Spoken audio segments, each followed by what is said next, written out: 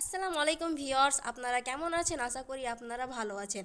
আজকে আমি চলে এসেছি আগ্রা তাজমহলে। আগ্রা তাজমহল সম্পর্কে না বললে হয় না। ভারতের পশ্চিম উত্তর প্রদেশে আগ্রার এক রাজকীয় সমাধির নাম তাজমহল। আগ্রা শহরের পূর্ব দিকের যমুনা নদীর দক্ষিণ তীরে অবস্থিত বিশ্বের সপ্তাচার্য এই দর্শনটি বিশ্ব ঐতিহ্যের সর্বজনীন শ্রেষ্ঠ কর্ম হিসেবে বিবেচিত। শান্তি ও সৌন্দর্যের প্রতীক এই তাজমহল প্রেমিক যুবকদের কাছে ভালোবাসার নিদর্শন হিসেবে সুপরিচিত। তাই যুগ যুগ ধরে পর্যটকদের আকর্ষণে শীর্ষে থাকা তাজমহল দেখতে এবং ইতিহাসকে জানতে অসংখ্য পর্যটক বেড়াতে আসেন। মুঘল সম্রাট শাহজাহান তার দ্বিতীয় স্ত্রী আরজুমান বানু বেগমকে উৎসর্গ করে এই অপূর্ব সমাধি সৌন্দর্যটি নিদর্শন করেছিলেন।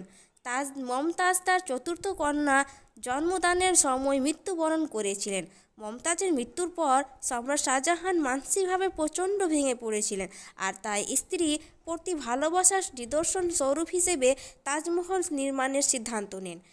1632 খ্রিস্টাব্দে তাজমহলের নির্মাণ কাজ শুরু হয়, তা প্রায় 22 বছর পর 1653 খ্রিস্টাব্দে শেষ হয়েছিল।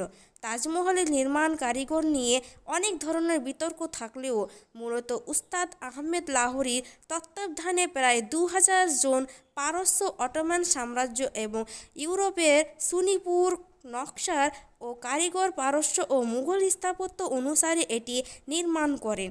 1983 সালে মুঘল স্থাপত্যের নিদর্শন তাজমহল ইউনেস্কো কর্তৃক বিশ্ব ঐতিহ্যবাহী স্থান হিসেবে তালিকাভুক্ত হয়। প্রায় 42 একর জায়গা জুড়ে গড়ে ওঠা পুরো তাজমহল কমপ্লেক্স প্রধানত 5টি ভাগে বিভক্ত। প্রধান প্রবেশদ্বার, বাগান, মসজিদ, অতিথিশালা ও 4টি মিনার সম্মিলিত সাম্রাজ্ঞী মমতাজের সমাধিসৌধ। তাজমহলের মূল চত্বরটি দুর্গের মতো 3 দিক থেকে প্রাচীর দিয়ে ঘেরা।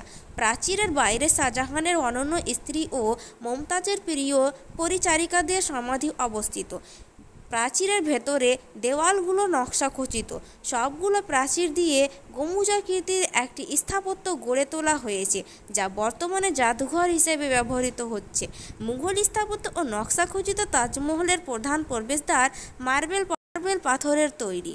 মুঘল চত্বরে 2টি পৃথক স্থাপনায় লাল রঙের মসজিদ ও মুঘল অতিথিশালা জাওয়াব রয়েছে।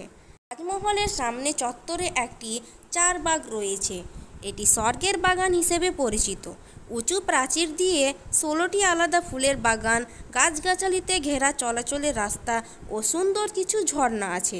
সমাধি অংশ ও প্রধান গেটের মাঝামাঝি অংশে একটি মার্বেল পাথরের চৌবাচ্চা রয়েছে, যার পানিতে পুরো তাজমহলের প্রতিফলিত রূপ দেখা যায়।